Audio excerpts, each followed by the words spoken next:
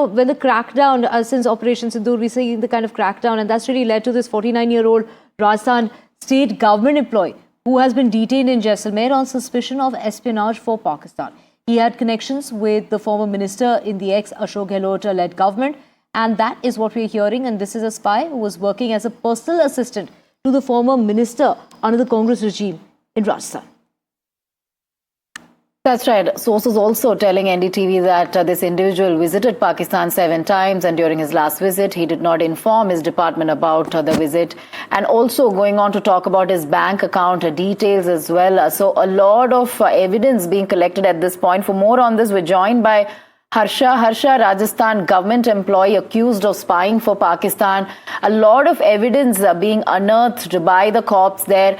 Take us through the details of the probe, and what more can you tell us about all the material evidence that has been unearthed by the police officials there to link him to Pakistan?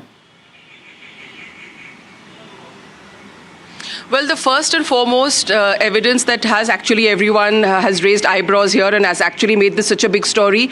And what is under the lens is his association with a minister from the former Gehlot government, that is Shaleh Mohammed. Now, we're given to understand that Shakur was a personal assistant to the minister. He was on his personal staff in his last tenure when he was a minister in the government. Shaleh Mohammed has won 4 elections.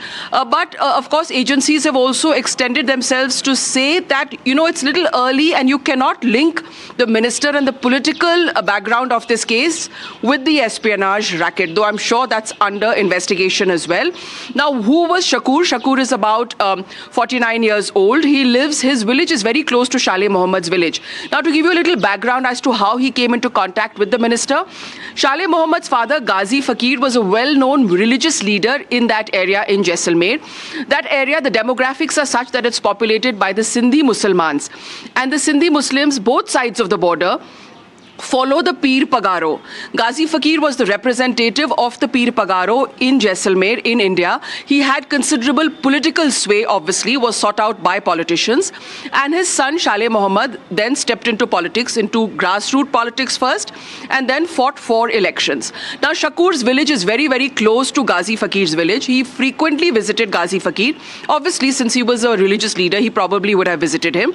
But what has raised eyebrows is the fact that he went to Pakistan 7 times. The last time around, he did not inform his department. Also, when they've looked through his phone, they've found, some calls to Pakistan, which he's very tight-lipped about. He's not explaining very much, not giving away too much.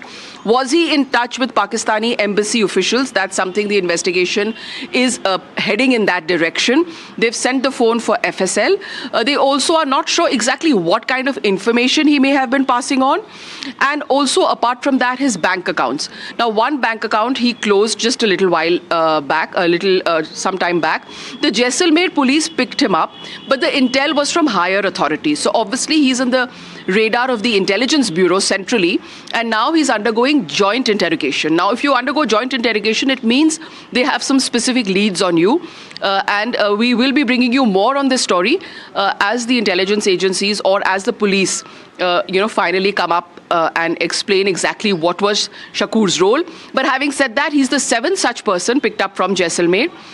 Because, as you know, there's heightened vigilance in the border areas, and the India-Pakistan border on the Rajasthan side is over 1,000 kilometers long, and it all came under fire during Operation Sindoor. It came under drone attack during Operation Sindoor.